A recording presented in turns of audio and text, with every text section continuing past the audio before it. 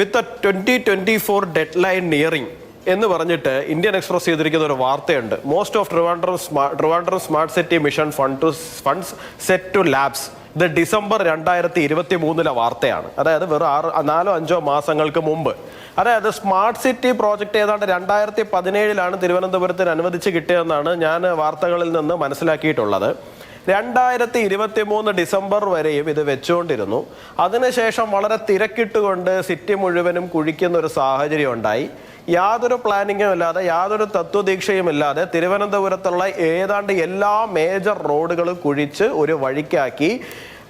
എന്തെങ്കിലും പ്ലാനിങ്ങോടുകൂടി ചെയ്തിരുന്നു എന്നുണ്ടെങ്കിൽ ജനങ്ങൾക്ക് കൃത്യമായിട്ട് യാത്ര ചെയ്യാനുള്ള ബ്ലോക്കുകളില്ലാതെ യാത്ര ചെയ്യാൻ പറ്റുന്ന ഒരു സാഹചര്യം ഉണ്ടായേനെ. ഇതാ തെക്കാട് റോഡ്, തമ്പാനൂർ തെക്കാട് റോഡ് കുഴിച്ചിട്ടു. അവിടുന്ന് വെള്ളയമ്പലം വരെ കുഴിച്ചിട്ടു. അട്ടക്കുളങ്ങര മുതൽ നമ്മുടെ കിള്ളിപ്പാലം വരെയുള്ള റോഡ് കുഴിച്ചിട്ടു. ഇതിൻ്റെ ഇടയിൽ പല സബ് റോഡുകൾ അവിടെ ആയിട്ട് കുഴിച്ചിട്ട് വരുന്നുണ്ട്. അങ്ങനെ എവിടെ നോക്കിയിരുന്നാലും ഒരു നഗരത്തിനെ എങ്ങനെ നരകമാക്കി മാറ്റാൻ പറ്റും എന്നുള്ളതിൻ്റെ കൃത്യമായ എക്സാമ്പിൾ കാണണമെന്നുണ്ടെങ്കിൽ തിരുവനന്തപുരം നഗരത്തിലേക്ക് വന്ന് നോക്കണം. ഈ വെള്ളക്കെട്ടുമായിട്ട് ബന്ധപ്പെട്ടിട്ടുള്ള വാർത്തകൾ കുറച്ചു നേരമായിട്ട് വിവിധ മാധ്യമങ്ങളിൽ വന്നത് ഞാൻ വായിക്കുകയായിരുന്നു, ഫേസ്ബുക്കിനകത്തും മറ്റുമൊക്കെ. അതിന്റെ താഴെ ഈ മറ്റ് ജില്ലക്കാർ വന്ന് കമന്റ് ചെയ്യുന്നുണ്ട്, തിരുവനന്തപുരത്തുകാർക്ക് വലിയ അഹങ്കാരമായിരുന്നല്ലോ, കേരളം മൊത്തം പ്രളയം വന്നപ്പോഴും തിരുവനന്തപുരത്ത് വലിയ പ്രശ്നങ്ങളൊന്നും ഉണ്ടായില്ല, തിരുവനന്തപുരം മുങ്ങിയില്ല എന്നുള്ള കാര്യം. അഹങ്കാരമൊക്കെ മാറിയോന്ന്. ഈ അഹങ്കാരം കൂടിയാലുള്ളൊരു പ്രശ്നമുണ്ട്. ഈ അഹങ്കാരം കൂടിയ ദൈവം കാണും. ആ അഹങ്കാരം കുറയ്ക്കാൻ വേണ്ടിയിട്ട് എന്തെങ്കിലും തരും. അങ്ങനെ തിരുവനന്തപുരത്തുകാരുടെ അഹങ്കാരം കുറയ്ക്കാൻ വേണ്ടിയിട്ടാണ് നമുക്കൊരു മേയറെ തന്നിരിക്കുന്നത്. അത് കാരണമാണ് ഇപ്പൊ തിരുവനന്തപുരത്തുകാർക്ക് വീട്ടിന്റെ വെളിയിൽ ഇറങ്ങി കഴിഞ്ഞാല് നമ്മുടെ മറ്റേ ഒരു സിനിമയുണ്ടല്ലോ, ബിജു മേനോൻ വീട് മൊത്തം കുഴിച്ചു വെച്ചിട്ട് ദിലീപ് വെളിയിൽ ഇറങ്ങുമ്പോൾ കുഴിക്കാത്ത വീഴുന്ന, അതുപോലെ ഒരു അവസ്ഥയാക്കി വെച്ചിരിക്കുന്നത് നമ്മുടെ അഹങ്കാരം കൂടിയിട്ടാണെന്ന് മാത്രമേ എനിക്ക് പറയാനുള്ളൂ. ശ്രീ അംശു വാസുദേവൻ അദ്ദേഹം ഇവിടെ ഇരുന്നിട്ട് അദ്ദേഹം പറയുന്നുണ്ടായിരുന്നു, കഴിഞ്ഞ തവണ വെള്ളം കയറിയ പ്രദേശങ്ങളിലൊന്നും തന്നെ ഇത്തവണ വെള്ളം കയറിയില്ല. എന്നിട്ട് അദ്ദേഹം അതിനെ എടുത്ത് പറഞ്ഞത് കോസ്റ്റൽ ബെൽറ്റ് ആണ്, വെട്ടുകാട് ശംഖുമുഖം ബെൽറ്റ് ആണ്.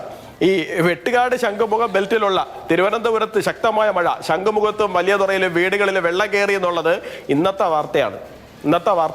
അവിടെ വെള്ളം കയറി എന്നുള്ളത്. ഇപ്പൊ കഴിഞ്ഞ തവണ കയറിയ സ്ഥലത്തൊന്നും വെള്ളം കയറിയില്ല എന്നാണ് അദ്ദേഹം പറയുന്നത്. അതുപോട്ടെ, അദ്ദേഹം പറഞ്ഞു കഴിഞ്ഞ സ്ഥലത്ത് വെള്ളം കയറിയെടുത്തെങ്കിൽ ഇത്തവണ പരിഹരിക്കപ്പെട്ടു എന്ന്. സാറേ, ഞാനൊരു കാര്യം പറയാം. എൻ്റെ വീടിരിക്കുന്നത് കോട്ടയ്ക്കകത്താണ്, പത്മനാഭസ്വാമി ക്ഷേത്രത്തിന്റെ അടുത്താണ്. ഞാൻ കഴിഞ്ഞ 7 മാസം മുമ്പ് നടന്ന മഴയിൽ അട്ടക്കുളങ്ങരയിൽ നിന്ന് ആ കിള്ളിപ്പാലത്തേക്കുള്ള റോഡിൽ എൻ്റെ അബദ്ധത്തിനൊന്ന് കയറിപ്പോയതാണ്. ഒരു കുറച്ചു നേരം ഞാൻ നോക്കിയപ്പോൾ എന്താ പ്രശ്നം എന്ന് വെച്ച് കഴിഞ്ഞാൽ, സിറ്റിയിൽ നഗരത്തിൽ തിരക്കില്ലാതെ പോകാൻ പറ്റുന്ന ഒരു വഴി പോയേക്കാം എന്ന് വിചാരിച്ചു പോയി. ആ രാമേന്ദ്ര ടെക്സ്റ്റൈൽസ് കഴിഞ്ഞ് ആ ചാലയിലേക്ക് കയറുന്ന വഴിയുടെ ആ ഭാഗം എത്തിയപ്പോഴേക്കും എൻ്റെ വണ്ടി പൂർണ്ണമായിട്ട് മുങ്ങി. ഞാൻ വീട്ടിൽ പോയിട്ട് ഒരു കുപ്പി ഡെറ്റോൾ ഒഴിച്ച് കുളിച്ചിട്ടാണ് അവസാനം എനിക്ക് സമാധാനം വന്ന. അമ്മാതിരി വൃത്തികേടാണ് ആ വെള്ളത്തിൽ കൂടെ ഒഴുകിക്കൊണ്ടിരുന്നത്. ആ റോഡിൽ ഇപ്പോൾ വെള്ളം ഇല്ല എന്നാണോ നിങ്ങൾ പറഞ്ഞു വരുന്നത്? ആ റോഡിൽ ഇപ്പോൾ വെള്ളം ഇല്ല എന്നാണോ നിങ്ങൾ പറഞ്ഞു വരുന്നത്? കഴിഞ്ഞ തവണ വെള്ളം കയറിയ ഏത് റോഡിൽ വെള്ളം കയറിയില്ല എന്നാണ് നിങ്ങൾ പറയുന്നത്? 2 ദിവസം മുമ്പുള്ള ഗൗരീശപട്ട നിവാസികൾ പറയുന്നുണ്ട് അവിടെ മഴക്കാലപൂർവ്വ ശുദ്ധീകരണം നടന്നിട്ടില്ല എന്നുള്ള കാര്യം. എന്നാണ് കൗൺസിലർമാരുടെ അക്കൗണ്ടിൽ സാറേ പൈസ വന്നത് മഴക്കാലപൂർവ്വ ശുചീകരണത്തിന് വേണ്ടിയിട്ട്? ഈ മാസം 15-ാം തീയതിയാണ് വന്നത്. 4 ദിവസങ്ങൾക്ക് മുമ്പാണ് പൈസ വന്നിരിക്കുന്നത്. 7-ാം തീയതിയിലുള്ള വാർത്ത നിങ്ങൾക്ക് കാണണോ? വേനൽ മഴ 2 ദിവസത്തിനകത്ത് എത്തും, മൺസൂൺ കൃത്യസമയത്തിൽ എത്തും എന്ന് പറഞ്ഞിട്ട്.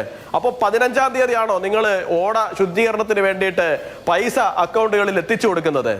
നോക്കൂ, എല്ലായിടത്തും മഴ പെയ്തു കഴിഞ്ഞാൽ വെള്ളം വരും, വെള്ളപ്പൊക്കം ഉണ്ടാവും. ഈ വെള്ളപ്പൊക്കം ഉണ്ടാകുന്നത് പലപ്പോഴും ഈ പറയുന്ന പുഴകളാവട്ടെ, അല്ലാന്നുണ്ടെങ്കിൽ തടാകങ്ങളാകട്ടെ, ഇതൊക്കെ നിറഞ്ഞു കഴിഞ്ഞ് ഒഴുകിയിട്ടാണ് ഉണ്ടാകുന്നത്.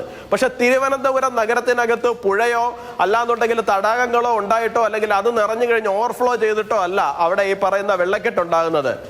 ഓടകൾ നിറഞ്ഞിട്ടാണ്. ഈ ഓടകള് കാലങ്ങളായിട്ട് ഈ പറയുന്ന ഇടവപ്പാതി അല്ലെങ്കിൽ കാലവർഷം എന്ന് പറയുന്നത് ഇടവം പകുതിയാവുമ്പോൾ അല്ലാന്നുണ്ടെങ്കിൽ ജൂൺ മാസം 1-ാം തീയതി ആ ടൈമിൽ വരുന്നുള്ള കാര്യം എല്ലാവർക്കും അറിയാവുന്ന കാര്യമാണ്. ഇത് ഉണ്ടാവുന്ന കാര്യം. അതിനു മുമ്പ് ഒരു വേനൽ മഴ വരുമെന്നുള്ള കാര്യവും എല്ലാവർക്കും അറിയാം.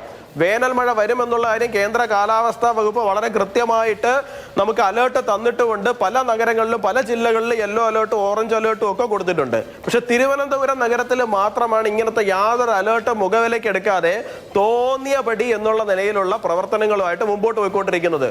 ഓടകൾ വൃത്തിയാക്കിയിട്ടിരുന്നു എന്നുണ്ടെങ്കിൽ, ശുചീകരിച്ചിട്ടിരുന്നു എന്നുണ്ടെങ്കിൽ, വളരെ കാലക്കൂട്ടി തന്നെ ആ പണി ചെയ്ത് വെച്ചിരുന്നു എന്നുണ്ടെങ്കിൽ ഇന്ന് ഈ പറയുന്ന വീടുകളിൽ മാലിന്യം കയറുന്ന സാഹചര്യം ഉണ്ടായില്ലായിരുന്നു.